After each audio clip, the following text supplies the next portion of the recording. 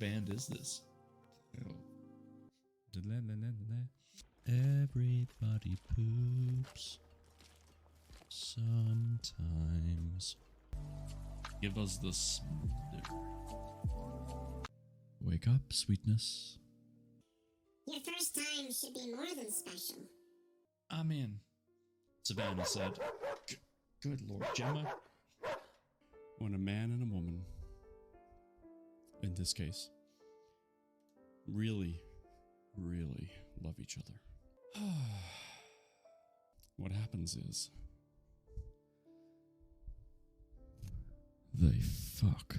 Ooh, hello? Oh, dang it, I lost my fish. This next word almost sounds like Quidditch. Quidditch milade Diana Agosiagath an Fiedian. As much as I love fucking you, sweetness, we stared into each other's eyes whilst I moaned in ecstasy. Having consumed half of the bourbon, I keep saying bourbon. You know, every time I mess up on a word, Stunt Mama just shows up. She had her seductive smile on her lips. I said we couldn't have sex. I didn't say anything about everything else. Ew. Happy to help, biatch. You are the spark of light and the vastness of my night. His note, like a finality to a beautiful, breathtaking song.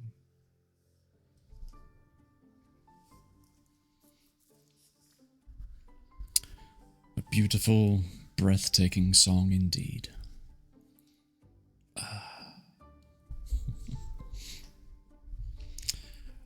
It's fun to make new intro videos. Especially when, well, there's all kinds of different things to be read. I enjoy it.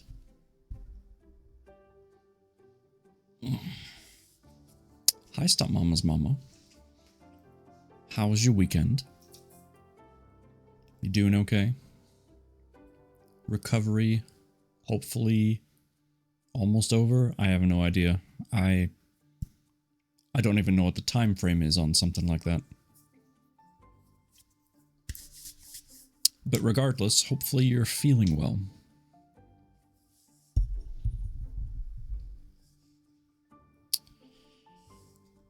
Need to get you back to baking so that keep everybody's bellies full, you know?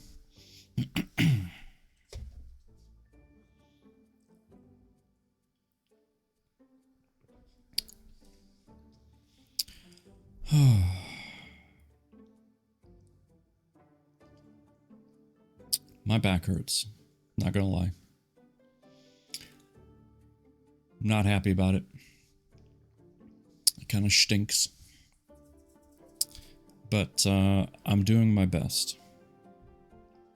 Let's see, doing okay. Still have at least 3 weeks of PT to go. Okay. Hopefully we'll be moving from the walker to a cane this week. Alright. That'll be nice. Gotta get you back to full strength. I can't even imagine going through surgery like that. Good grief. Wow. Hi, newbie. Good to see you. I'm tired today. Or this evening, I should say. It's kind of a nutty weekend. I mean, it wasn't like we did anything that was like overly ambitious. It was kind of a normal, basic, typical, you know, fill in all the words. Just a very normal weekend, but with my back pain the way it is, man, everything just feels like it takes that much more effort, and I am so sick and tired of it. But I did not yawn. You did not see that.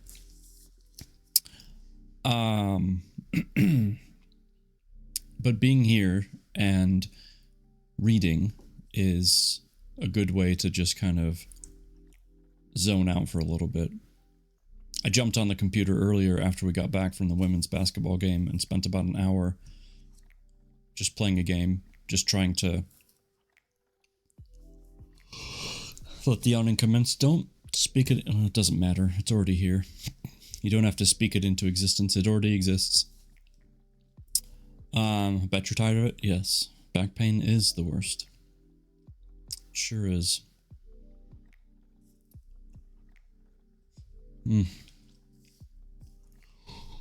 Why? Why does this happen? I don't understand. It's fine. Everything is fine. Hi, Haiti. You gonna play some Sea of Thieves?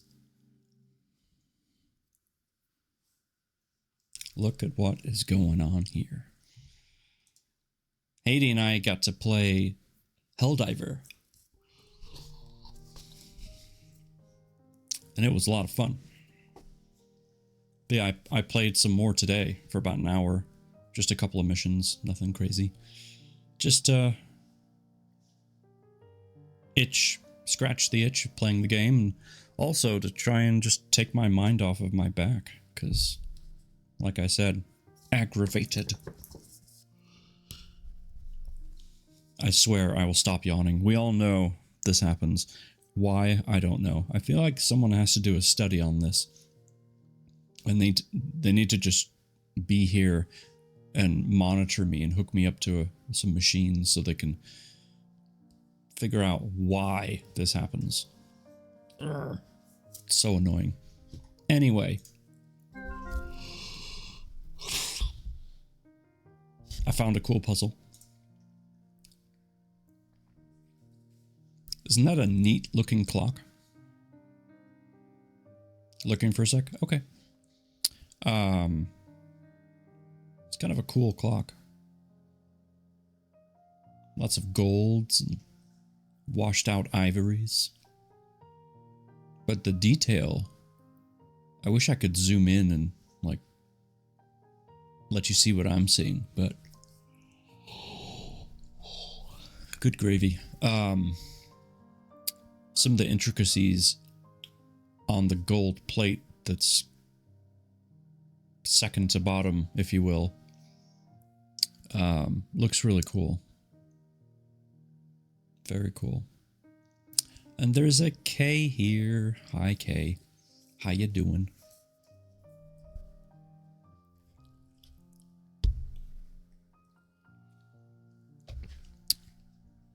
It's good to see you. You're not feeling great? I second that. But your not feeling great is worse than mine, so I am sorry. I am sorry.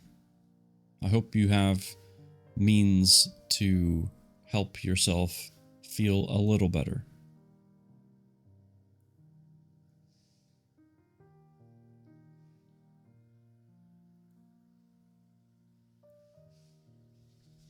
Sorry, my neck. Ugh. My neck. It's bad. It's annoying me real bad. Okay, enough of that.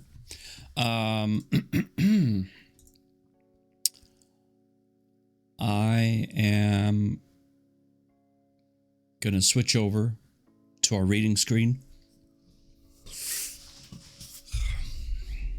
Take a sip of my ridiculously hot tea. And we're just going to go. We're just going to get into it because we actually don't have that much left. Not really? Oh no. I'm extremely tired and weak and nauseated. I have a doctor's appointment Tuesday, so I'll get fixed up. Oh, I'm glad it's only Tuesday that you have to wait till, but still, that feels like a long time when you don't feel good. I know what that's like. I know how that feels, so I am sorry. I really am. If nothing else, I hope you can just close your eyes for a bit, focus on your breathing, listen to my voice, and just zone out for a little while.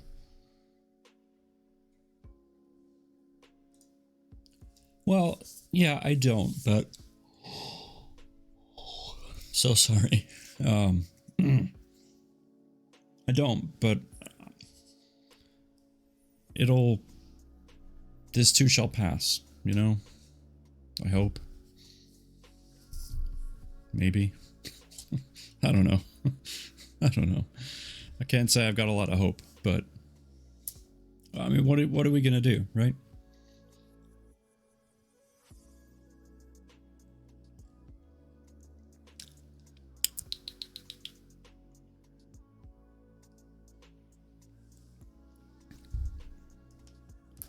What are we gonna do? I honestly think it's the after effects of the stress of the last 2 weeks. Yeah, it very well could be. It very well could be. Stress is no, what am I trying to say? Stress is not a good companion to have. Real quick though, before we start reading, the next book is here. It's in, and I have had contact with both the authors now. And other than the fact that this book was printed really badly, I just realized, what on earth happened here? I'm not going to read anything.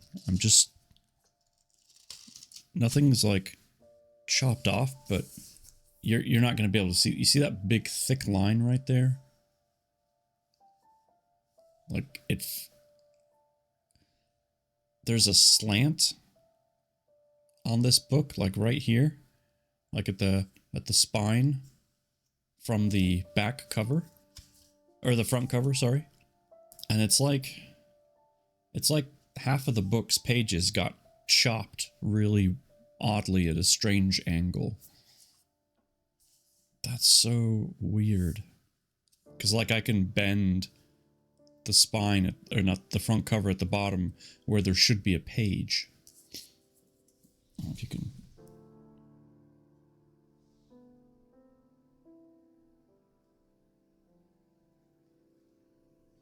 It's so weird. I only just noticed that now. I'm not going to return it or anything, but it's very strange. But anyway, this is our next book. Excited to check it out. For now, I'm going to set that aside. And I took the paper cover off because it was falling off. But on Thursday, we're going to read this in Stunt Mama's Discord after stream, or continue reading. We've only read the first chapter so far. This Thursday, we'll probably read chapters 2 and 3, probably. And then I need to speak to the group that's in there, because the following Thursday, I actually won't be here. I won't be streaming Thursday next week. Because we're going to Minnesota for March Madness. The whole tournament thing. Which we're very excited for. But it means no stream on Thursday and Sunday for that time frame, because that's literally when we're gone, Thursday through Sunday. And that also means I can't read in Discord. It is exciting. We've never done something like this before, so we're excited to try it out. We've got a place to stay that we didn't have to pay for, which is a huge relief financially, because that's like half the cost right there. We do have to board the dog though, which is going to be, oof, that's going to hurt the bank account, but it'll be worth it. It'll be worth it. Little getaway, you know, go enjoy some basketball.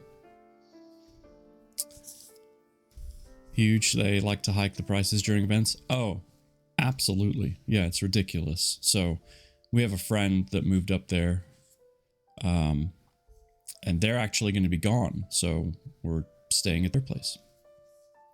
So it should be good. But anyway, I'll alert the media, as they say, as the saying goes, next time, so it's fresh in everyone's minds as to when I won't be here. So, but for now, exclamation point puzzle if you wish to do the puzzle. Otherwise, sit back, relax, and we'll keep reading Future Proof, which I think I can speak for everybody when I say this is going really well so far. Mad Locust, you're just in time. Good evening. You're just in time. We're going to get the party started. We're on chapter 26, page 202 in the printed copy. You really like the book? Me too. It's been a great story. Sometimes it's tricky when you're dealing with time travel-esque stuff because it's either I'm not just in time. That's a good one. Say that again. I liked it. You never know what kind of story you're going to get when it comes to time travel. It's a very finicky thing to write about and write well. And I feel like our author here, David Atkinson, no connection, has done a really good job with it. So, with that in mind, here we go. Hi, B. Hi, Jay and all. Playing some Fortnite. Can't hear, but hope you're well. Hi. Hi. Okay, here we go. Chapter 6 is called Everybody Hurts.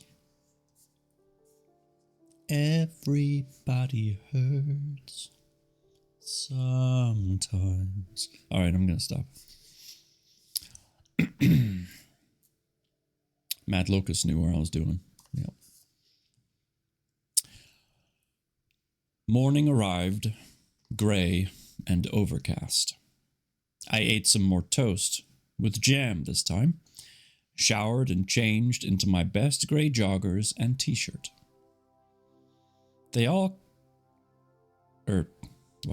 Starting off strong. Okay.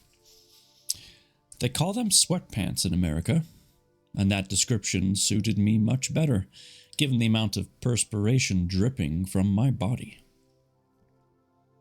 The flat didn't feel particularly warm, but I switched the heating off anyway. I pulled on my large, dark overcoat and headed out into the chill November air, still sweating. I could have got a taxi, but I felt like walking. It might make me feel less sluggish. Perry Flowers lay approximately 3 miles away from my new flat. I would walk the whole way.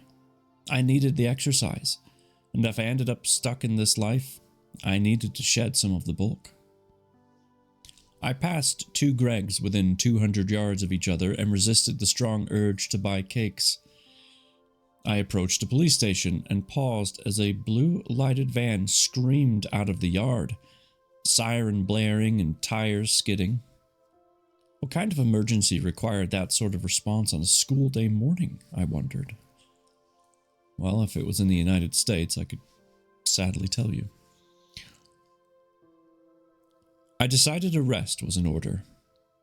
I leaned against the wall of the police station and took a look around me. The sun peeked its bright, cheery face between ominous black clouds and gently bathed the urban scene in an ethereal glow. I smiled, took a deep breath, and slowly slid down the wall to the ground.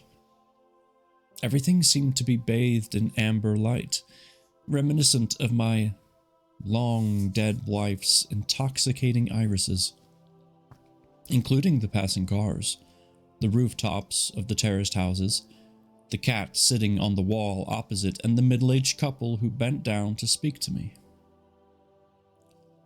I don't know what they said. I didn't know what anyone said. I felt saliva dribbling from the side of my mouth. I couldn't stop it. I felt embarrassed, a big, lumbering pile of blubber who couldn't even swallow properly. What must they think of me? Now we have a break in the page here. A whole bunch of stars, which actually, they kind of look like snowflakes when I look at them up close. But anyway, the point is, time has moved on. I awoke.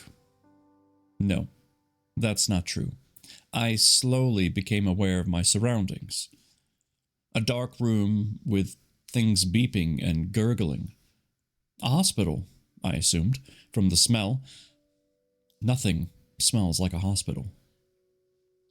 My mouth felt parched and disgusting, as if a hamster had crawled in and died on my tongue. Well, that's an image.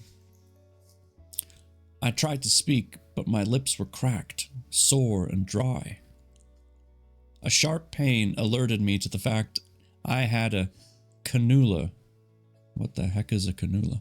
Inserted on the back of my right hand, and another tube bit into my willy. A catheter, perhaps. A cannula, is that like an IV, basically? Does he have a kidney stone? Haha, how appropriate would that be? Moving on. It made me wince. The cannula led to an IV. Okay, so it's not technically an IV because he already has an IV. Cannula.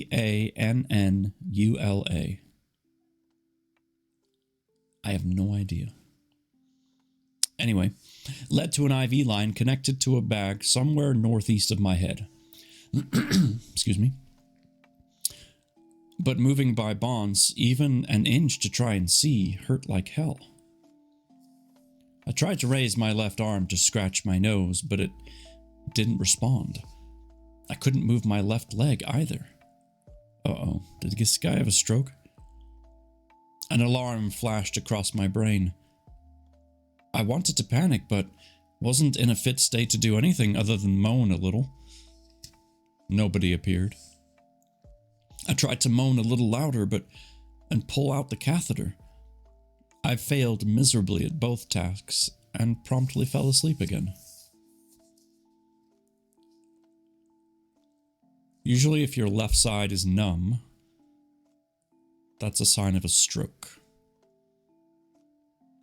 And the catheter's just for pee, probably. So, I guess we'll find out.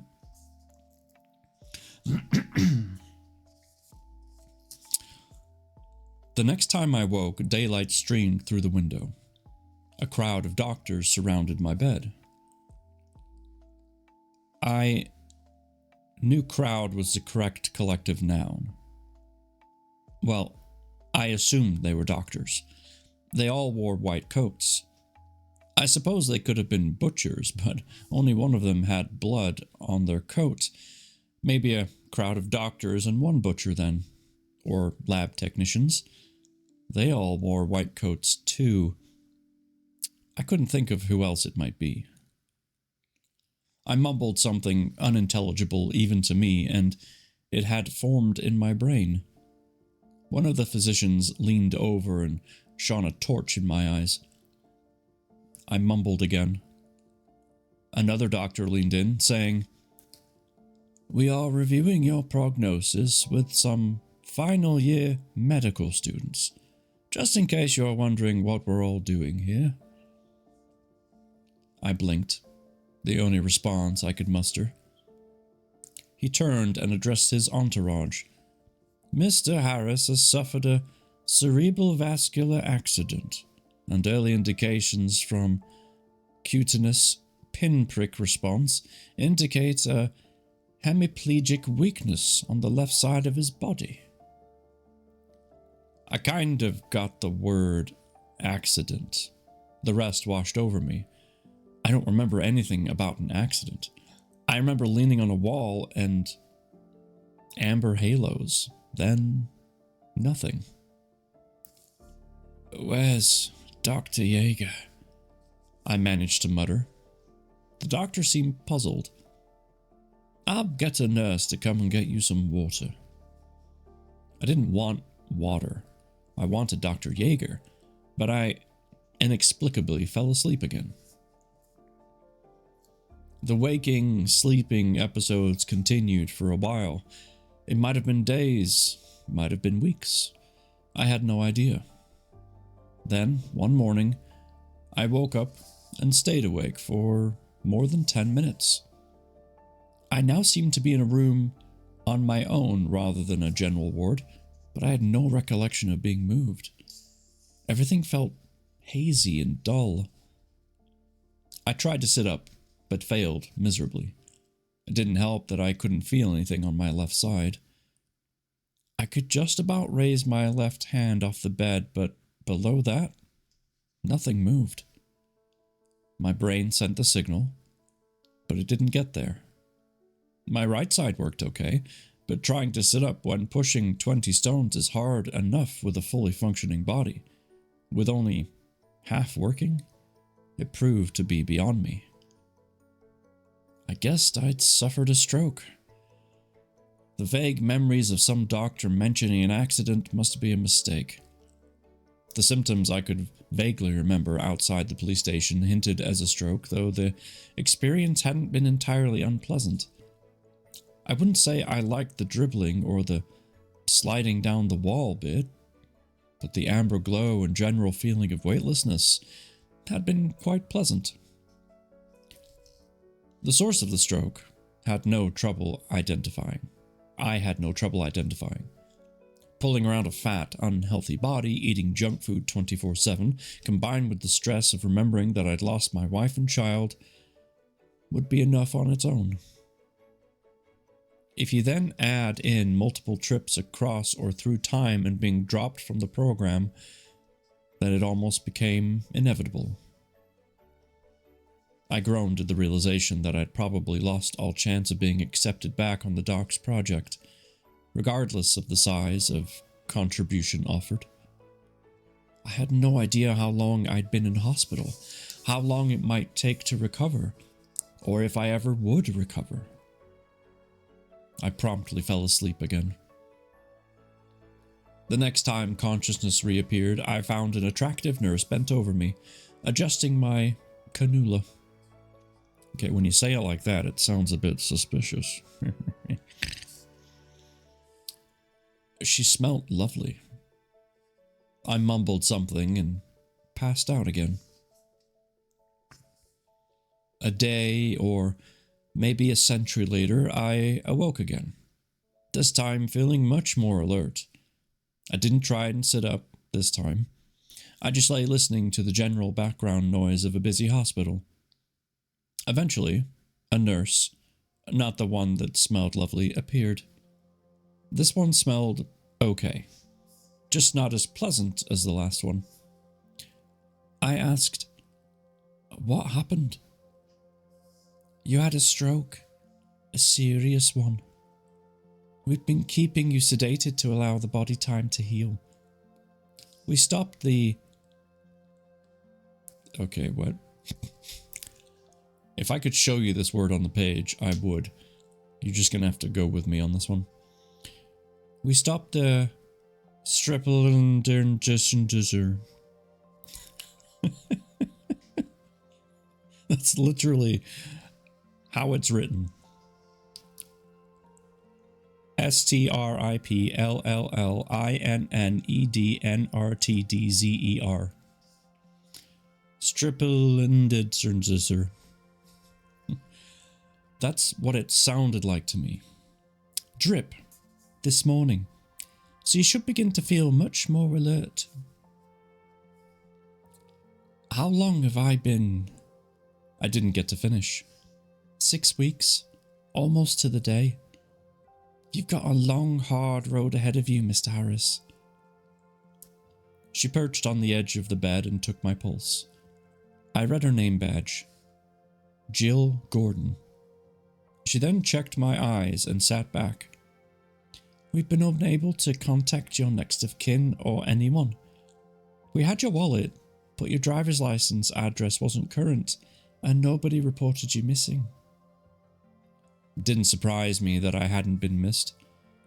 I might have expected Sally, my social worker, to check up on me, but she more than likely had more worthy cases to worry about now. Since I'd come into money, I no longer fitted the profile of a lost cause. "I don't have any family." "You were wearing a wedding ring when you first came in, so we..." She shrugged her shoulders. "Yeah, my wife and daughter. They died. A long time ago." Mitchell Fiber. Hi. How you doing? I'm sorry, said Jill. I nodded. Yeah, me too. So, there's nobody? I shook my head. I thought about mentioning Dr. Yeager and Sally, but there wasn't much they could do or offer. I thought about telling her about Elizabeth Auld, but decided against it. We weren't friends, more acquaintances, and why burden her with my problems? You've developed some bed sores on your lower extremities. I assumed she meant my bum, as I could feel something smarting down there. As soon as we get the physio booked in, we'll try and get you up and about, which will help, but your muscles will have atrophied after all this time, so we'll take it slow. How bad is it? The stroke, not the sores. She winced. We never really know for sure. In your favor, you're relatively young, so with time, we would hope you develop some feeling back on your left side. But to be honest with you, Mr. Harris, you're likely to have a weakness for the rest of your life. It appeared as if she was about to say something else, about losing weight if I had to guess, but she paused and smiled instead. Baby steps. Later, Dr. Paul Cosby, whom I'd estimated to be in early puberty, explained in more detail. You had an ischemic stroke, Sam. A blood clot that caused a blockage in your brain. The good news is that the ambulance brought you here quickly enough to allow us to treat you with Alteplase, whatever that is, which saved your life. The bad news is that considerable damage had been done by then. You'll be on an anti-stroke medication for the rest of your life, and you need to lose weight. The next 10 weeks were perhaps the most frustrating, physically painful, and uplifting of my life, except for my time with Lucy and Chloe. Some days I sank into a dark place where life without my family seemed pointless, and why should I bother? Whilst physically it had been nearly 2 decades since they'd passed, it had only been weeks for part of me. I had one goal, one aim in life, to get out of the hospital and back onto the Perry Flowers program. My motivation, my sole purpose, my reason for living. Maria, my designated physiotherapist, would have been right at home as part of a KGB torture team. She cajoled, bribed, threatened, humiliated, and pushed me to a point where I hated, loved, feared, and respected her. After 3.5 months of her ministering, I had made it out of my wheelchair and could stagger around with sticks. I was stable enough to be allowed home, which brought about another issue. I didn't have one. My flat had long since been relet. That seemed fair, considering I hadn't paid any rent, nor lived there. I needed a ground floor flat that would be easy for me to negotiate with my sticks and wheelchair. I ordered an iPad online and Apple delivered it to the hospital ward. Amazing.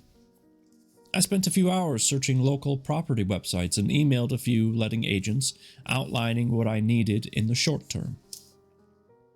More money had dropped into my account from the solicitors, but the full payment had yet to come through. Still, I had more than enough for the time being. Later, after a particularly brutal physio session, I returned to my rehab room. I'd been moved out of the acute ward to a special unit that specialized in stroke and paralysis victims. I opened Facebook and smiled as my account showed my old Filipino friends looking for a husband. A few dozen Nigerian hopefuls had also joined them, some offering private photos if I responded. I resisted. Even if I'd been tempted, as I'm sure many men are, I doubted they would want to take me on in my current state. After a few minutes, I found Hannah. In this timeline, she'd married a policeman and had a 3-year-old son. She beamed from the scream, and a warmth filled my heart. I'm glad she'd found happiness, something I doubt I'd have provided for her if I'd stayed in her life. I found Lisa too, married to her trucker, and, as before, with twin girls. I smiled and wondered about that. Every time, no matter what happened to me or us, she ended up with the same place with the same result. Maybe fate. Maybe blind luck. Possibly forces I knew nothing about and shouldn't be meddling with. I searched and found Elizabeth looking very pretty in a black dress at some formal event. A merchant bank night out, maybe. I imagined merchant bank events were a cut above any I'd ever been to. I sent her a quick hello message. She messaged back almost immediately, which surprised me. She'd asked how I'd been, so I told her. I kept it brief, but she dug for more detail than I wanted to give. She said she'd come and see me the next day. I said, Elizabeth, don't go out of your way. I'm fine. Really, I am. I wasn't fine. I'd not been fine for a long time, but I didn't want her sympathy. Or maybe I did. We'll now begin the push-up section. Ready? Begin. Down. Up. I'll get to those here shortly. We're almost at the end of the chapter. Or maybe I did. I had no idea. I felt lonely, lost, and in pain, both literally and figuratively. Perhaps I did need her sympathy. I needed more than the single focused goal that dominated my thoughts. I needed a friend. And that is chapter 26. Not bad. Not bad at all. My gosh. I will. Calm down. God, I will. Let's see. Edit count. Push up 10. Oh, thank you. Thank you.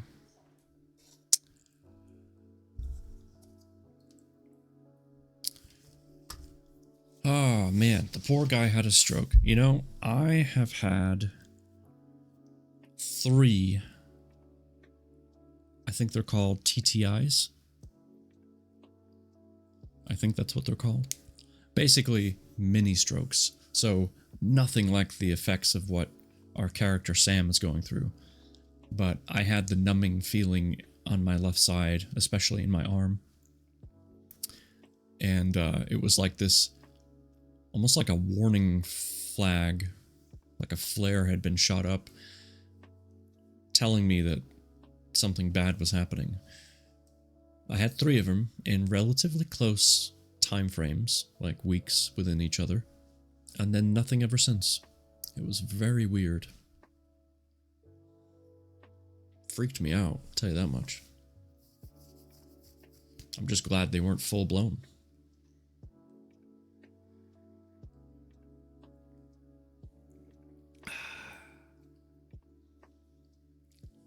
Nothing like a warm, soothing cup of tea. Am I right?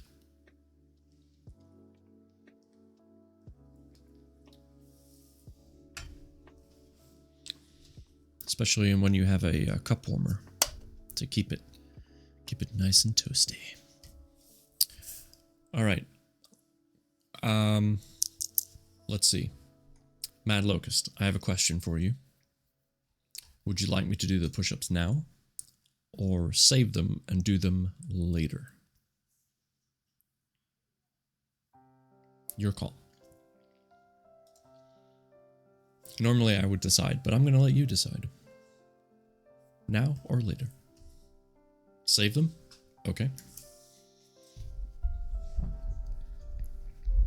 We can do that. Doesn't hurt to wait until they're banked up a bit, you know?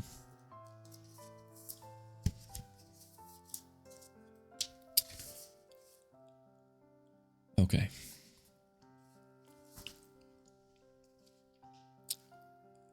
Chapter 27 is on page 211. Exclamation point future, by the way, for more information about our author. Chapter 27 is called I Will Survive. I will survive. I don't know how to love. I don't know the words. Okay. It looks like Elizabeth has joined us, so let's find out what happens, shall we? Here we go.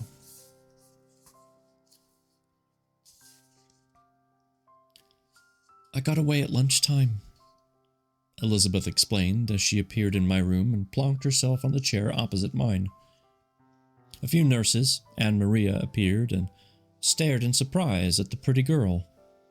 I told them all I had no friends. Yet there they saw a lovely red-haired girl leaning over and kissing my stubbly cheek. They were all too busy to stand there and stare for long, but I'd no doubt get the 3rd degree later. Elizabeth pulled her diary-sized notebook from her bag. I've been adding notes to my logbook. I'd wondered what had happened to you as nothing had changed for me. I guess either you hadn't persuaded Dr. Yeager to let you back into the program, or you'd gone back and fixed your life, but it hadn't affected mine. I didn't know you had ended up in here. Yeah, things aren't going to plan. What happened? I know you said you had a stroke, but what? When and where? I gave her a condensed version of events, culminating in my move to the unit and my impending discharge later next week. She considered all this for a moment. Well, first of all, you're looking better. I'm partially paralyzed. She smiled. Yeah, well, apart from that, you've lost weight. I dropped at least a dress size, maybe 2, if I wore dresses, which I didn't, but that's what Maria told me. I still pushed the scales over 18 stone, but the weight had begun to drop slowly. Where are you living? Here, at the moment. I've leased a flat near Eggbaston. I've no idea where that is. Disabled friendly. I get the keys on Monday in theory. That's near the cricket ground. That's handy if you like cricket. I suppose. I don't, really. They made me play it at school. Bloody hard ball. I love cricket. And that's a corky they're talking about. I've never seen a more firm and, heavier ball used in a sport compared to a cricket ball. If you're not watching, that thing will knock you for 6 or worse.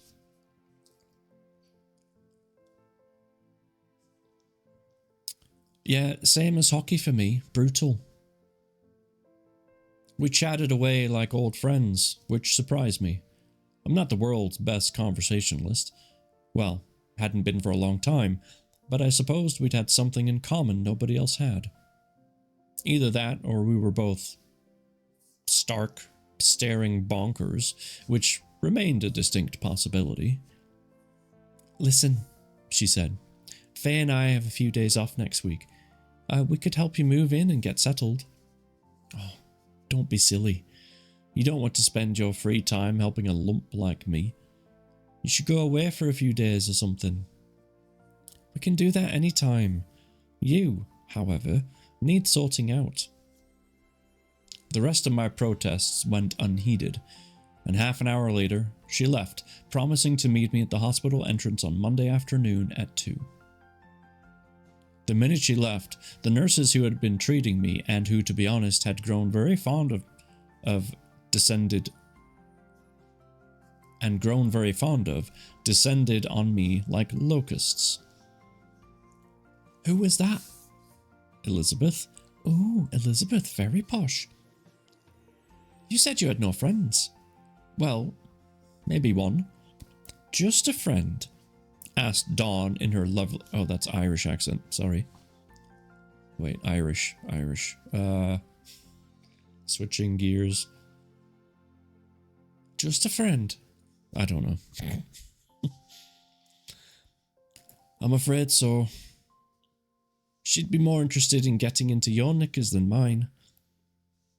A bit crude, I know. But that's how Dawn talked, so I felt okay saying it like that. Ah, so it's like that, is it? She grinned. That sounded more Scottish. Good grief. Anyway, it is, I confirmed. And the questions eventually dried up. By Monday, I'd been in the hospital for nearly 5 months. Christmas, New Year, all of January, February, and a chunk of March had already slipped past. Christmas in the hospital had been the best one for years, which is sad, I suppose, and summed up how my life had panned out. Everyone had been cheerful. Well, those of us who were no longer in danger of dying, at any rate. Dawn had even smuggled in some Irish whiskey, and she got her grown-up daughter, Sheila? I haven't seen that name before. To slip me a glass under cover of darkness at the end of her shift. She repeated this on New Year's Eve, and whilst I didn't particularly like whiskey, I very much appreciated the gesture, and drinking it certainly helped me slip off to sleep. I'm pretty sure it wouldn't become hospital policy. This morning, Maria had personally got me ready and had me waiting at the front door in my wheelchair. No tears were shed as I was far from being released from her care. 3 follow-up physio sessions for the next 6 weeks were already in the diary on my iPad. She'd warned me they'd be some of the worst, as she upped the game. I couldn't wait for the little sadist to get a hold of me again. She'd become a motivator and torturer all rolled into one micro package. 5 feet, 1 inch tall with muscles like Dwayne Johnson, all of which she used on me. Or at least, that's how it felt. She had brown hair and bangs, which always seemed to get caught on something when she worked on me. Blue eyes and a cheeky smile. Maria. Pretty with a lovely soul despite her sadistic streak at work. Her husband had left her for a French girl he'd met in his office. She'd become, and remain for the moment, a single mother, trying her best to get by. I suppose that's what most of us are trying to do. Get by. She'd done a better job than me, that's for sure. I'd miss the staff.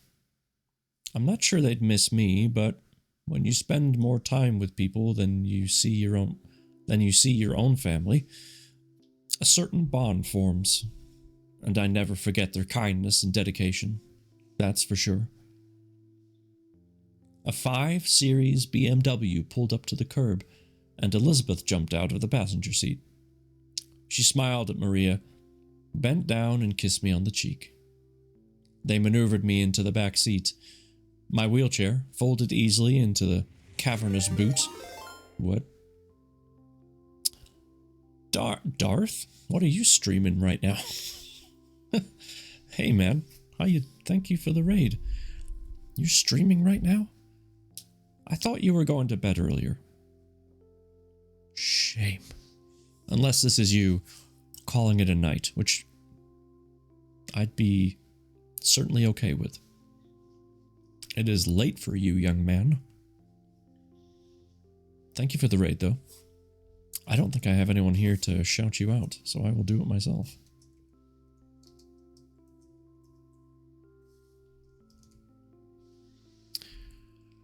Oh, Helldivers. I was playing Helldivers earlier today for about an hour. Such a great game. What level are you now, Darth? Just out of curiosity. I think I'm 11 or 12. It might still be 11. But it's somewhere in there. 11 or 12. You level 8? Nice. It takes a while to level up, but it's fun. I hope you had a good time. Thanks for rating. I appreciate that. Now, if I may be so rude, go to bed.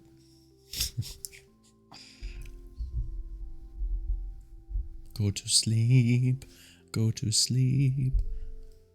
Shut your eyes, Darth Vader. On your pillow, lay your head. Dream about bugs in Helldiver. Okay. Thank you for the raid, though. Seriously. Appreciate it.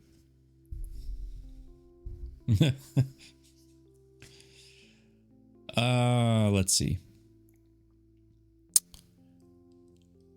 My wheelchair folded easily into the cavernous boot. I said hi to Faye, who sat in the driver's seat, not looking particularly happy. Maria disappeared inside to torture some other poor bugger, and we drove off to the letting agency to pick up the keys to my new flat. Faye seemed to cheer up when we arrived at my apartment. Perhaps I'd misjudged her, and her gloomy expression was her default face, unlike the perpetually cheerful and trusting Elizabeth. My new home had a ramp fitted to the steps outside, and they trundled me into a tastefully furnished living room with expensive wooden floors. Gray seemed to be the recurring theme. Gray painted walls, gray kitchen units, worktops, gray and white bathroom tiles, and gray duvets and pillowcases. Okay, I appreciate some gray tones, but that's a lot. I wasn't complaining. Compared to my old place that the Rottweilers invaded, it felt like a palace. I'd become proficient, thanks to Maria, at walking with my sticks now, and regained quite a bit of feeling on my left side. I'd never run the 100 meters, but walking normally again might be within my grasp.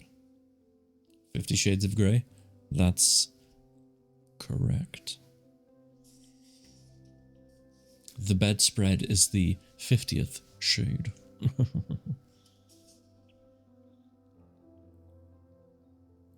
Elizabeth wouldn't let me help. They parked me in front of the massive wall-mounted TV, and she and Faye went about sorting the heating timers and rearranging the kitchen so I didn't have to reach into the upper cupboards. They did a food shop and stocked the fridge. I watched them reorganize things. I believe that it takes a woman to make a home, and they did an excellent job. They departed around 6 for dinner and a movie. They left me with a casserole bubbling in the oven. Elizabeth promised to come around in a day or two to talk strategy, whatever that meant. After they left, the flat felt empty. I distracted myself from negative thoughts by heaping some casserole on a plate, took a bottle of sparkling water from the fridge, and settled down to watch a Netflix box set. I went to bed at 10 and slept. When I opened my eyes the next day, I reached across the bed, searching for the warm body of Lucy, as I'd done for many years, and for not very long at all. The memories came flooding back, and the knowledge that my wife's body was long dead and very cold. No wonder I'd been, or was, depressed. Moving is much more complicated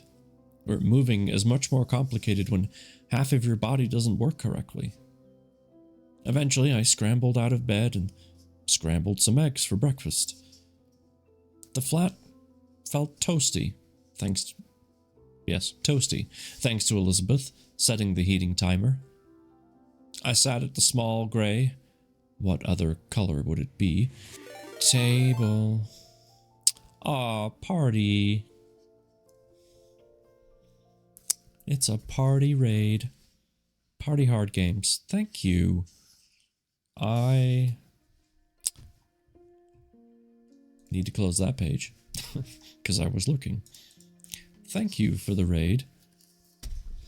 Let me do the thing. Do you play Witchit that whole time? That's a lot of Witchit. It looks like a lot of fun though. I gotta say. It's basically Prop Hunt 2.0.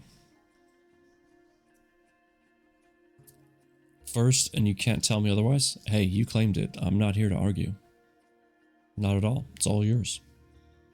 Thank you for the raid. Thank you for thinking of me. There's a puzzle here if you want to do it. It's a really cool clock. Look at that. It's a very cool clock. I'd love to have not an actual clock, but just the face of a clock like this in my office hanging on the wall. I think that would be really cool. Anyway, yes, Witchit the whole time. It's basically Prop Hunt, and yeah, it's a lot of fun. Yeah, we, the Gaming for Platinum, the Platinum Squad puzzle, or, geez, too many things in my brain. The Platinum Squad had a community game night. Unfortunately, I wasn't feeling well during that time, but they were also playing Witchit, so I got to see it firsthand. So yeah, definitely a fun one. But yeah, enjoy the puzzle. Chill out. Take a load off. We're on page 216 of our book. Just have to remember where, because I moved my thumb. Smart. Oh, yep, I'm good. Found it. I got a text from Elizabeth, hoping I'd slept well.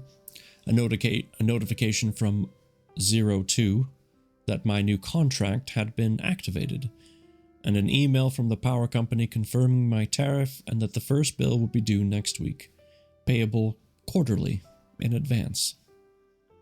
That puzzled me. How could they know how much power I'd use? I might be a power junkie with every conceivable electrical appliance running 24/7, or a hermit wrapped in multiple duvets sitting in candlelight. Anyway, I had more important considerations. Somehow, I had to work out how to convince the doc to give me another chance. I searched online for Perry Flowers' number, dialed, and waited. A woman answered, and I asked if Dr. Yeager was available. She asked me to hold. A minute or so later, the woman returned to the phone. Can I ask what this is about? I wasn't sure why she couldn't have asked that initially. Yes, I'm a patient of hers and wanted a quick word. Oh, I see. Well, I'm afraid Dr. Yeager no longer works here. She and her project team have concluded the program. I'm sorry. What is happening? Why is everyone raiding me tonight? Here there be monsters. My goodness. That's another screen I need to close because I was obviously lurking in there as well. Thank you so much for the raid. This is the third raid. What is going on? I don't understand.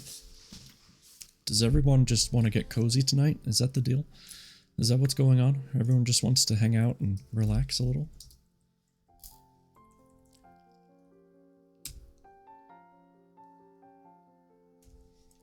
It's your sexy voice? Well, there. Stop it. Thank you for the raid, guys. How was the rest of the stream? Did you have fun?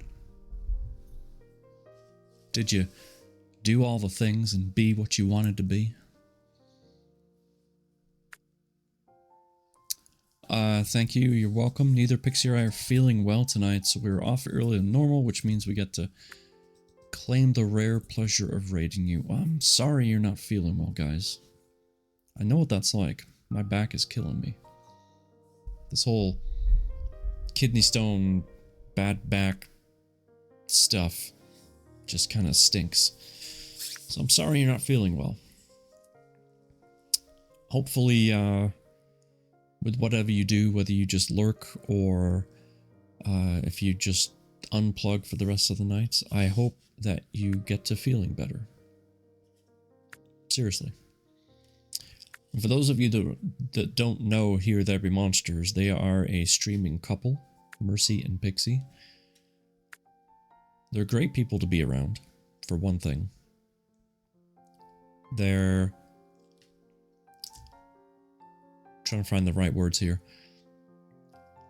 They give a rat's. They care, okay, genuinely, about people that they've never even met. I've never met them.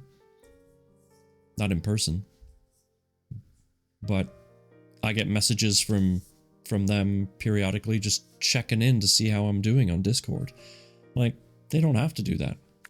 There's 1,000 other people they could go talk to. And they probably do. But they still come and message me. And that doesn't go unnoticed. That means something to me.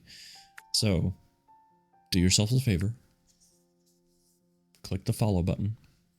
Go check them out. They do a lot of interactive things with their community, as much as they can. And sometimes they stream for insane hours on end because of shenanigans. So, anyway. Always a pleasure, good sir. Thank you for the heartfelt words. Of course. You're always saying really nice things about me and trying to make me cry, so it's my turn. Well, go do what you need to do. Like I said, doesn't matter if you're just lurking and or raiding and leaving. It's totally okay. I appreciate it. I'll get back to the book. And just thank you again. Seriously, I appreciate it.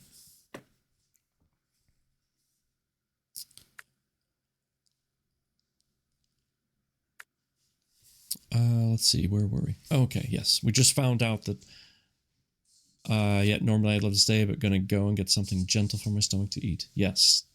Toast, rice, applesauce, stuff like that. Always a good option. Right, we just found out that Dr. Yeager and her team are no longer there. I bet this is about to rock the guy's world. The words thudded home. Concluded the program. That wasn't right. They were supposed to run it for another few months. Maybe they'd started again somewhere else. Do you know where she's based? I'm sorry, I don't. Goodbye. She hung up. Now what? The stark reality hit home. The program had closed. Did that mean forever, or had they packed up their stall and moved on to another venue? They'd done it before, hadn't they? Elizabeth had been a participant down in Kent. Perry Flowers had been situated in Birmingham, so maybe they'd headed north to Manchester, Hull, or Scotland. They could be in Shetland for all I cared, as long as I could get back on the program.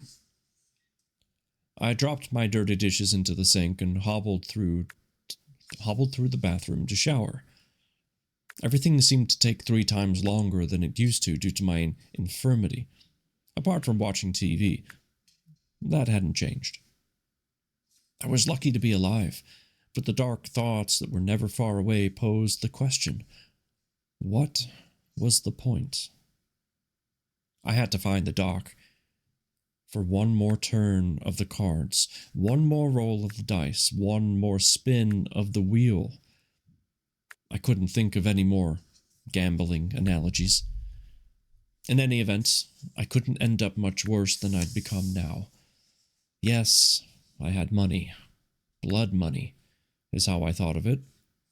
But money can't buy your wife and child back, nor your health, as I'd recently realized. And that's chapter 27. And this song is taking forever to finish, so we're just going to skip it. Well, that's a certain blow. So not only has the guy been kicked from the program, had to find a new place to live, after he did so, then has quite a major stroke, was in the hospital for 5 or 6 months. No, 6 months, because they let out his lease. And now he finds out that the program doesn't even exist anymore. It's gone. I mean, talk about blow after blow after blow. That would suck. Like, really bad.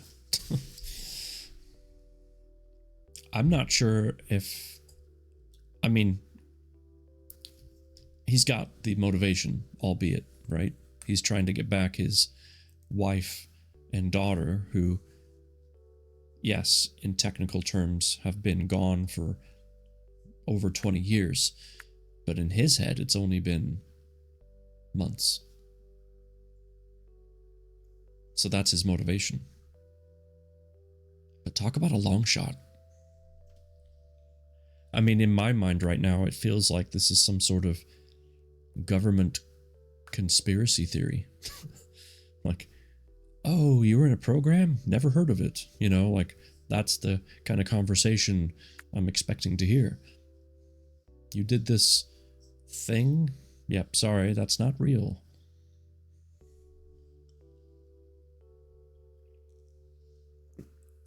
Oh, that's hot.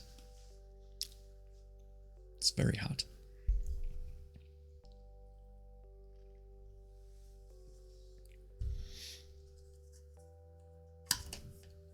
Ah, but so tasty. Well, I don't know about you, but I need to know what happens. Hi, Jazz. Lurking game. Have fun. Chapter 28, page 218 in the physical printed copy. It's called Move On Up. So that sounds intriguing. Has a positive tone on it. Let's find out.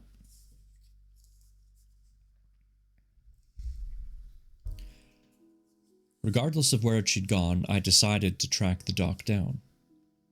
I'd beg if I had to. Somehow, I'd get some of her magic potion, even if it took every penny I had. Bolstered by my plan, which had no structure yet, I spent the rest of the day stumbling around the flat. I realized I only had 2 sets of clothes: joggers, hoodies, and pajamas, plus 3 pairs of boxer shorts. I discovered the joy of online shopping, and soon my flat became the home of boxes and parcels galore. Mostly clothes and shoes, plus a few household items and a present for Elizabeth and Faye for helping me move. I spent a considerable time searching online for a suitable gift, and various rude things assaulted my senses, together with inappropriate Mrs. and Mrs. Mama Grand stuff. I decided that a huge luxury food and pamper hamper would be more welcome. I ordered it at 3 p.m., and it arrived at Elizabeth just after 8 that evening. She texted me to say thanks. This online same-day delivery lark was all right. By the time Elizabeth came to see me on Thursday evening, I'd managed to tidy most of the purchases away, except for the giant furry cat-shaped slippers that had appeared earlier in the day. I didn't recall ordering them. I must have added them to my Amazon basket on a whim after 2 glasses of Chardonnay, then forgot they were there when I ordered something else. Still, they were warm and comfy, but not very conducive to walking when one is semi-paralyzed. Good old Amazon, I know.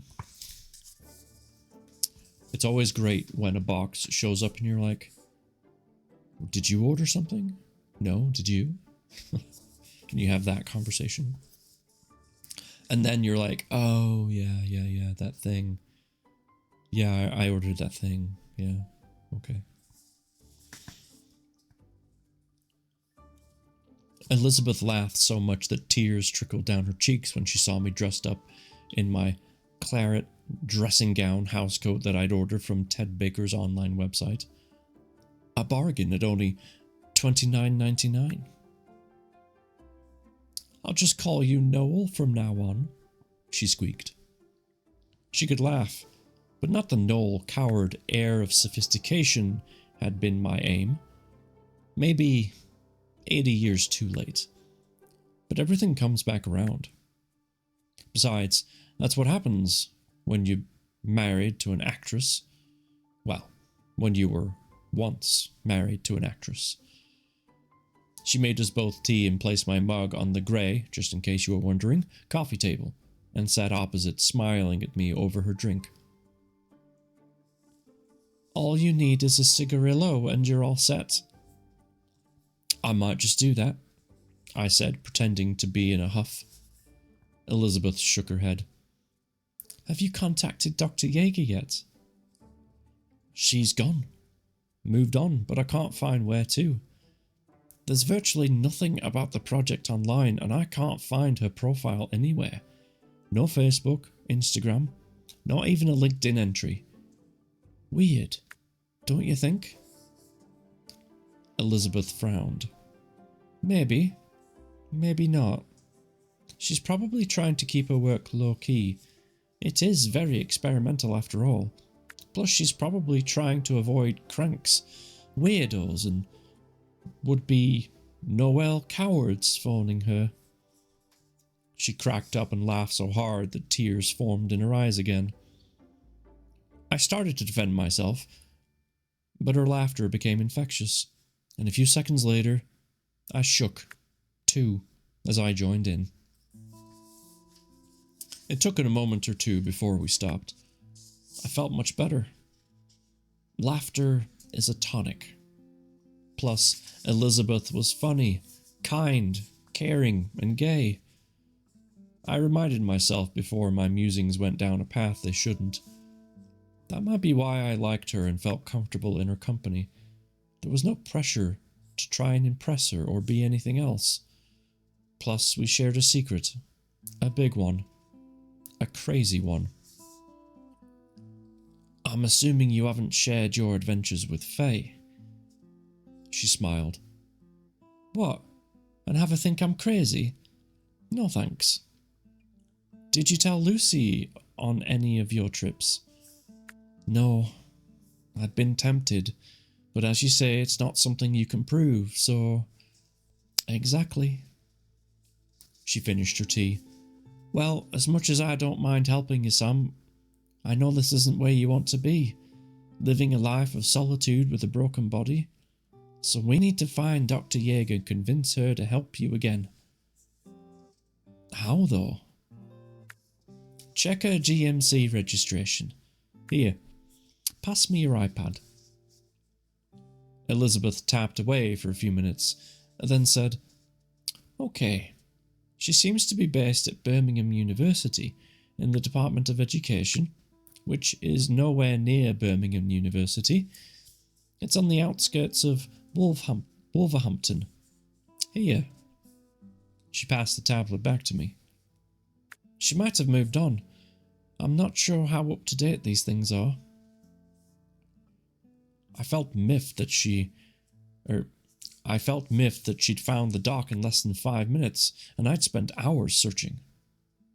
I tapped on the link, and a picture of a depressing-looking 60s block appeared, displaying signage of BU Department of Ed. I tried the phone number, but it went to her voicemail. I assumed she meant she worked there. I didn't leave a message. I should see her face to face like I'd planned last time, before my stroke got in the way. Is your plan to still offer her money? Elizabeth asked. Yeah. How much? All of it if I have to. Elizabeth scoffed. Maybe not. If she thinks you're bankrupting yourself to get back on the program, that'll do two things. Make her very suspicious and make her doubt your motive or sanity, or both. How much are you due to get from the settlement?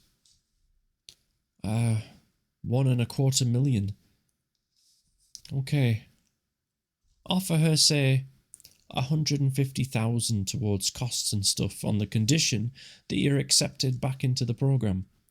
Make up some BS about how much good it had been doing you, and plus, you're now partially disabled. Your mental health has slumped again, which it probably has, and certainly will if she disagrees. Plus, as you can now contribute, you feel it would only be fair that others get the benefits you did. Make it sound altruistic. She's more likely to buy that. Oh, sounds like a plan. Elizabeth got up. Great. Let me know how you get on. Text me. She hugged me. Don't get up. I'll see myself out. Good luck, Sam.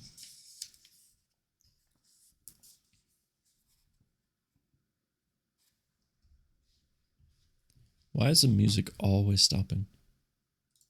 I don't understand. The following day, I awoke with a sense of purpose. I phoned the Department of Education and asked, "Is Dr. Yeager available?" The receptionist wouldn't tell me. She said, "If you leave your name and number, I'll make sure the doctor gets your message." I hung up the phone and phoned back 10 minutes later, hoping they didn't log the call numbers, but as I received an identical greeting from the same voice, I assumed not. "This is Dennis." Dennis? Where the hell had I pulled that name from? From Amazon, and have a delivery due for... I paused for effect as I pretended to read something. For a Dr. Yeager.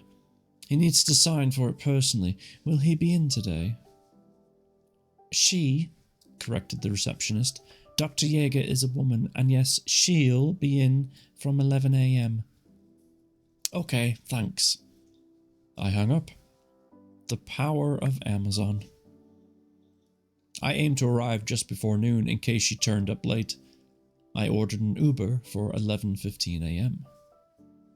I fizzed with nervous excitement, trepidation, and worry. What if I failed today? What then? I shuddered. It didn't bear thinking about. The Uber driver, a goth girl with more tattoos than Justin Bieber, funny, wasn't the talkative type, which suited me fine. She dropped me outside the hulking public building and even waited without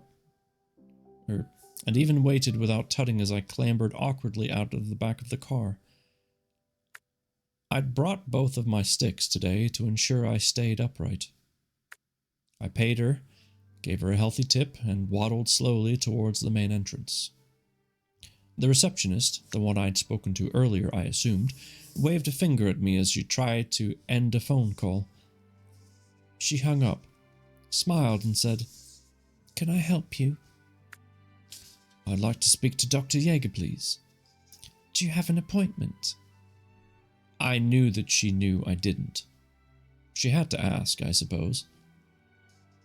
"I haven't, but I'm a former patient of hers, and I'm sure if you mention my name, she'll give me some time." I shut up and waited. I wobbled on my sticks for effect. After a short hesitation, she picked up the phone and spoke to the doc. "I have a gentleman in the reception asking to see you." "No, I know you don't have any appointments today." "No." "Yes, well, he said you'd want to speak to him." She nodded into the phone, leaned forward and asked, "What's your name?" "Sam Harris." She relayed that information to the doc and then hung up. "You've got 10 minutes. She pointed towards the lifts and said, "Third floor, room 12. I thanked her and stumbled my way towards the lifts. I could feel my nerves on the way up, making me shake even more. The lift lurched to a stop, and I stumbled out onto a carpeted, hushed corridor, much plusher than the waiting area downstairs. It was apparent where the money got spent here. I made my way along the corridor and found room 12. I knocked and waited. "Come in." I recognized the voice. I pushed the handle down, opened the door, and entered a large room flooded with light from ceiling to floor windows overlooking the Wolverhampton skyline. Not exactly New York, but impressive enough. Dr. Yeager sat behind a paper-strewn desk, typing into a MacBook. She took in my demeanor. "What happened, Sam?" I plonked myself down into one of the 2 chairs in front of her desk, laid my sticks on the floor, and said, "I had a stroke." And that's the end of chapter 28. Of course, that would be the end of chapter 28. We're not going to find out in this episode whether he gets back into a program or just more of that lovely amber liquid.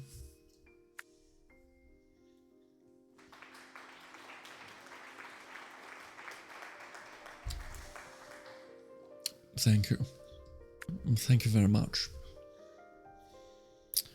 Oh boy. I wonder how long it's going to take for us to find out if he gets another chance. I don't feel like it's going to be that easy. Astra Bun Bun. Hi there. How are you? Appreciate you stopping in. It's going pretty well. Thank you. I have to go to bed, y'all. Good night and sleep well. Good night, Kay. Take care of yourself. I hope you can sleep well tonight. It's going well, just popping in, about to tuck Munchkins in. Lovely. I remember when I tucked my son in. Now he tucks himself in.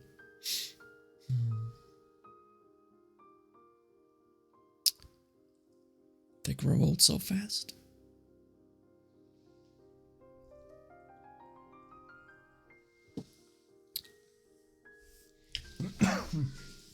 Excuse me. Well, enjoy that tucking in because it doesn't last forever.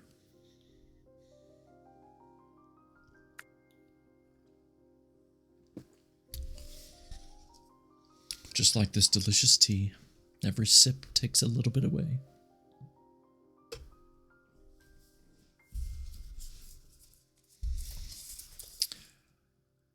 Alright, let me do some math here real quick, because I always try to figure out how many streams it's going to take before we finish the book. Uh-oh, Zarias is in the puzzle. What's up, dude? For sure, I have one teenager who doesn't let me. Exactly, see? It's not cool anymore. Mom, I'm not a kid. So, 313 is the end. Where did we start tonight? 26, right, that's right. Let me just... I want to try and do some math here, just to get an idea. So we started on page 202. We've only read 22 pages so far. That doesn't feel like a lot. I thought we had read much more than that tonight. But anyway. We still have more to go, though. We can get another chapter in. So that's... So that'll put us at about 30 pages, give or take. I'm just rough guessing here. So let's see. We'll read this coming Thursday. We'll read again on Sunday. And then we'll read again on Wednesday, because not this Thursday, but the following Thursday, I won't be here. And I think that should put us to the end of the book. So that kind of works out pretty well timing-wise, since I'm going to be gone Thursday and Sunday. Okay. Yeah, so that's our goal, right? Our goal is to finish this book. Not this coming Thursday, but the following week on Wednesday. That'll be our kind of our time frame. Okay. Thank you for letting me just kind of figure that out in my head a little bit. I'm probably way off, or at least a little off, but that's fine. Gives us an idea, you know? Alright. Let's read one more chapter. And then we'll go find some lovely people to say hello to, okay? Alright. I hope everyone's doing okay.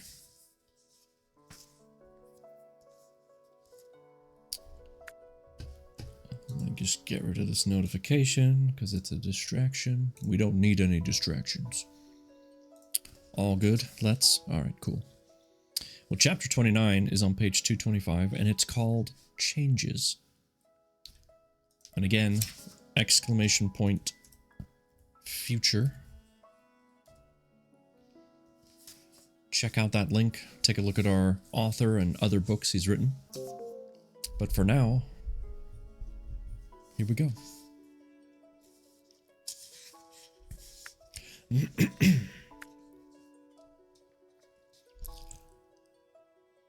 Alright, I gotta go to bed. Good night. No worries. It's late for you. Get some good sleep. And thank you again for the raid. I appreciate it. It's great to see you.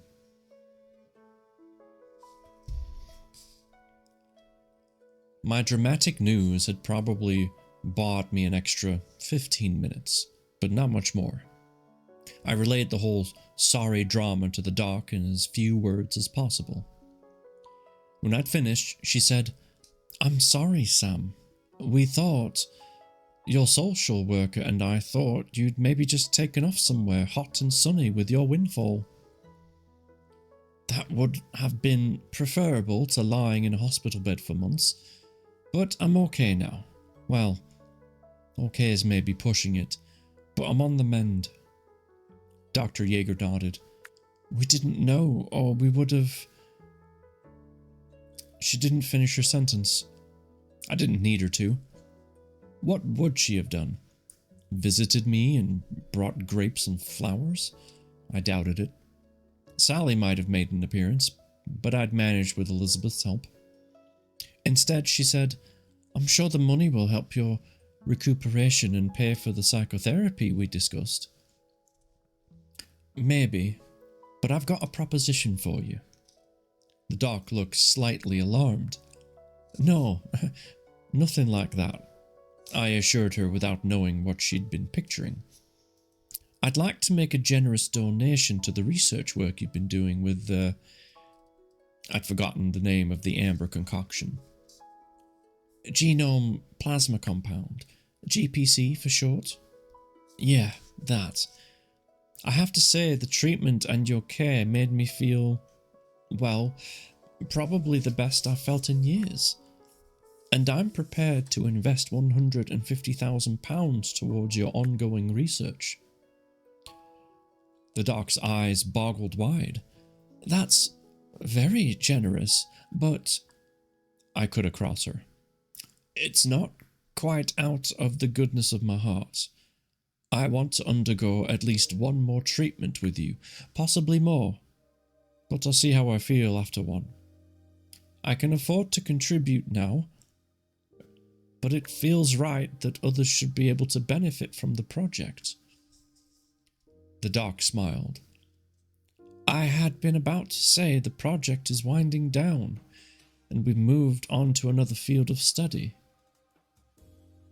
I tried to remember the doc's original enthusiasm for the project, which I didn't, only fragments from the notes, but I'm pretty sure she claimed it would be revolutionary, breaking new ground, all sorts of stuff, not including time travel, of course, but even so. "You said it would revolutionize the field of mental health treatment." She smiled. "I don't quite remember claiming that, but I had high hopes." "What happened?" I don't think I can discuss that with you, Sam. Not even for 150 grand. She sighed. We have run out of the key treatments. What? The amber fluid? No, we have plenty of that. There's nothing extraordinary about that. It's just a chemically enhanced blood plasma mixed with a sedative that shows where the genome is damaged. We've run out of the second injection we give you, which you won't remember as you were generally asleep by then. It's a special protein-based compound. We call it SPC for short. Can you just make some more? We tried. I gave some of 2 commercial laboratories, but neither could synthesize it correctly. Why not? Dr. Yeager paused, wondering if she should reveal any more. It's a natural substance that I can't access. Why? Sam feels like a little kid. Why? Why? Why? She paused and stared at me, internally debating something, if I had to guess, as she didn't enlighten me. She did, however, continue. Originally, I had a sample brought to me by a postgrad student here in Birmingham. I didn't point out that we were in Wolverhampton. She originally hailed from Solomon Islands. I didn't know where they were. I did an English Lit degree, not geography. As if reading my mind, she said, a group of islands in the South Pacific, about 2,000 miles from Australia. I nodded, none the wiser. Anyway, we lab tested it for dangerous impurities, then received a provisional license to proceed with animal and eventually human tests, using a group of paid volunteers. The results were, well, unusual. The grad student, by then a fully fledged practicing psychiatrist, traveled home for Christmas. She returned in January with much more of the compound, and that's when we launched the project you took part in, as did she. The doc sat back in their chair and ran a hand through her hair. The student used to be part of our team. You'll remember her as Dr. Ramos. Little Miss Gorgeous. She's very, memorable. A sad smile drifted across her face. She died. It felt like she'd reached out across the desk and slapped me. Died? The doc sighed. She'd gone home for a few months, back to Honora, where her parents lived. Whilst there, on January 15th, a cyclone made landfall, wiped out a huge part of town. Hundreds died and thousands were made homeless. Dr. Ramos was killed. Her father died too. Her mother survived. Contacting me hadn't been top of her priority list. It took her some time to let me know what had happened. Kosarik. First time chatter. Hello. I could imagine. I also couldn't help thinking about Lucy and Chloe's deaths and wondered if somehow anyone who knew me was cursed. I was just saying hi. No worries. Welcome in. I tried not to dwell on that for now. I can see that this has shocked you, Sam. I perhaps shouldn't have told you in your current condition. I waved her concerns away. No, it's such a waste, that's all. The doc nodded. She knew I'd been thinking about my wife and daughter, but that brought me back to the point of my visit. So, you can't get more protein thingamajig? Thumb Gaming. What's up, dude? I got you up. You're on my screen, sir. Valorant. What do you know about the Solomon Islands? Not a lot. They're a group of around 600 islands. Janus hailed from the Guadalcanal province, which formed a crucial role in stopping the Japanese advance in World War II. Nowadays, it's something of a tourist hub.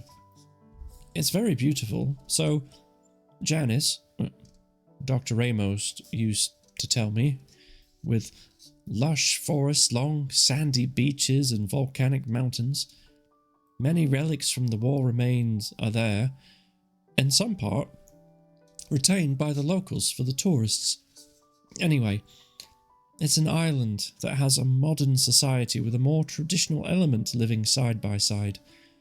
The traditional, mainly tribal groups, retain many primitive beliefs and practices going back hundreds, if not thousands of years. Dr. Ramos grew up cut off but not isolated from the traditional ways. Her parents were teachers at the university, and she had a very modern upbringing in many ways. But as I say, it's a diverse culture. This all sounded fascinating, but something I could have read on Wikipedia. I wondered why she had decided to tell me all this, but I didn't want to interrupt, as I assumed it must be important. In her final year at university, she'd been studying medicine, already specializing in psychiatry, and spent another 2 years refining her skills and knowledge at King's College Hospital, London. We were introduced at a seminar we both attended. She knew that I'd been looking into alternative mental health procedures, and we put our heads together, and she let me into her little secret about the SPC. She paused and said, "Do you want a coffee?" "Oh, yes, please." "What do you take in it?" "Oh, just a little milk, please." The doc disappeared. It took some time to try and collect my thoughts. The news of Janus's death had shaken me. Despite this, I needed to focus on the primary objective. Dr. Yeager reappeared and handed me a steaming mug. She took a sip from her own cup and said, "Where had I got to?" You and Janus had put your heads together." "Ah, yes, right. Well, I didn't take her seriously at first. Still, I like to think I have an open mind on such things and undertook some personal research. I discovered that despite the troubles and strife the Solomon Islands have suffered and continue to experience, they enjoy one of the lowest levels of mental illness in the world." She waited for me to comment. I didn't know what to say, but nodded and said, "Interesting." I must have struck the right note as she said, "Very interesting." That's when Janus explained how the SPC is used by the primitive tribes across the island as a kind of cure-all, brewed into teas and poultices. It is mainly administered when someone is feeling a little down in the dumps. It originates from a village just along the coast from her home. Unfortunately, the original samples that Janus brought back were quite contaminated and caused some severe side effects: vomiting, diarrhea, raised heart rates, and extreme headaches. We were in danger of losing our license, but Janus refused to give up. She returned home and brought back a new batch, which she claimed would be much purer, having been made up by a very old tribal elder. I must have looked surprised as the doc smiled. I reacted similarly, but we tested it. We found it to be more refined, and it produced much better results. It still took nearly 18 months and extensive tests to get a license to begin proper trials. Some people still suffer an upset tummy now and then, as you know, but overall the side effects were much milder. "What's it made of?" I asked. "Well, that's the thing. I don't know. The labs I sent it to couldn't give me a specific answer. A mixture of cellulose fiber, phloem, animal protein, bone fragments, and a little local alcohol made from fermented pineapples and something else. A curious and unknown protein. The best way to describe it is as something like a mixture of animal and plant. If you like, a cross between a peanut and an insect. Weird. I hadn't understood much of the last few sentences, but the look on the doc's face told me she was out of her depth almost as much as me. She continued. The principal application of the SPC is, in combination with the amber liquid, allowed us to target and repair the damaged genes, as we discussed when you started the program. I sat back in my chair. I had been leaning forward, listening intently to the doc without realizing it. I'd learned much more than I expected when I turned up here this morning, and my allotted 10 minutes had come and gone some time ago. However, with Janice's death, the program ended. Only she had access to the SPC. Without it, there's no treatment. Her pronouncement sounded final to me. A dark cloud drifted across my soul. She paused, finished her coffee, and continued. It is a big loss, as we had begun to make real progress with the patients, how you experienced how helpful even a short course could be. The long-term positive prognosis for severely debilitated patients would have been enormous. She finished speaking with a sigh. I couldn't give up hope. I could help you go there to try and seek out a source. Her mother might know. The doc smiled. I appreciate the offer, Sam, but I can't go trekking into the Solomon Islands jungle. I've got commitments, patients, and programs to run. Can you get some of your students to go on a fully funded field trip? A fully funded wild goose chase? They might get lucky. It would take so long to organize. I could see she might be warming to the idea. At least, her resistance was wavering. I'd fund it all and get people to organize everything. You won't need to do anything except oversee it. She smiled at my enthusiasm. It would be a shame to give up completely, and I'm sure the university would be open to the idea. I returned the smile. That's the spirit. Even if it takes years to get any return on my investment, I'll wait. Also, you can have one more treatment. I nodded. She thought for a moment. Okay, Sam. Let's give it a go. She stared at me for a moment. Also, you might not need to wait that long for a treatment. Why's that? She opened her desk drawer and pulled out a small, sealed jar. Sorry to interrupt, but what are you reading at the moment? This book right here, Future Proof. If you type in !future, that will get you a link to the book I'm reading and some more information about the author as well.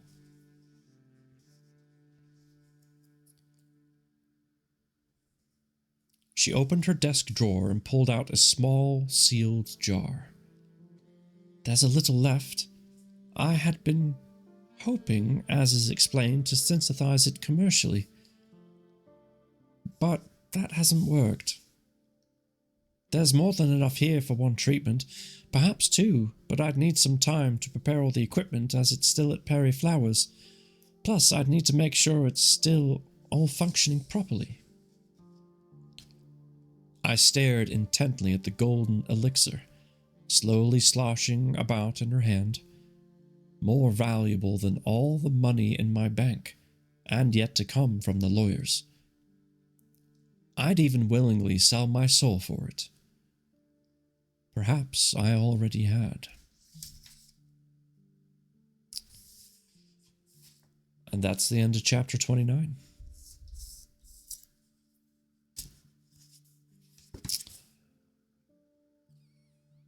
pretty interesting. Sounds like he's gonna get to go on that last little mind trip after all. Oh boy. But we'll find out more next time. So, Cass, if I can call you Cass, basically, I reach out to authors and say, hey, I want to read your book. We talk, I buy my own copy, I publicize their book, and in return, they give me permission to read it on this stream. And so that's what we're doing. And that's what I've been doing for a long time. If you look down in my About section, you'll see a nice long list of books that I've been reading over the past 2.5-ish years. For example, this book, The Fall, is what we're going to get into next. So yeah, thank you for coming in. That is the end of our reading for tonight, though. And what a good read it was. Thank you again for all the raids. That was insane. And you guys were only like minutes apart from each other too. That was the crazy part. So I do appreciate it. Thank you. Enjoyed the reading. I'm glad you were here, newbie. I'm glad you're caught up. The question is, who did we go say hi to? We can't raid Here There Be Monsters because they raided us. Thump Gaming is playing Valorant. Let's see, Mr. Carrington is playing... he has it set to just chatting, but he's playing Jackbox. Did you do the push-ups? I did not. I did not. But I will. Thank you for reminding me.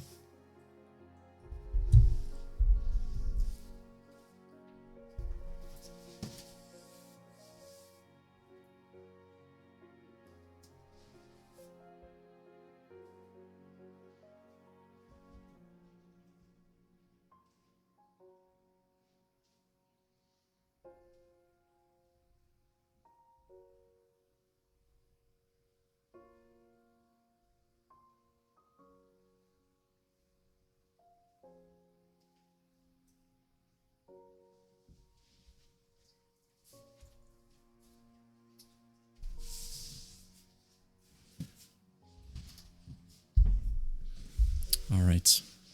Got him. Luckily it was only 10.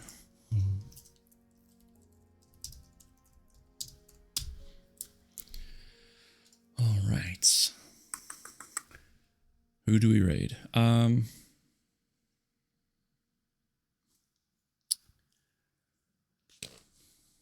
There's just so many choices.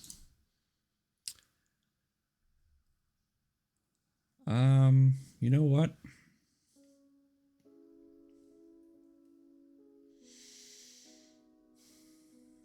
We'll go say hi to Mr. Carrington. All the other folks that I'd love to go say hi to are playing games that are a bit more hype or loud compared to what we've just been doing.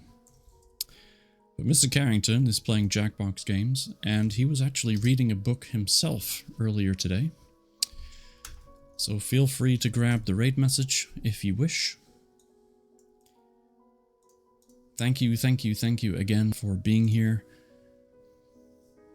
I appreciate each and every one of you. Thank you for the raids as well. Super generous for you to think of me when bringing your community over. We will be back on Thursday to continue this book. And don't forget, on Thursday, after stream, I'll be in a friend's Discord reading Fourth Wing, if you want to check out that. So take care of yourselves, take care of each other, and have a great night.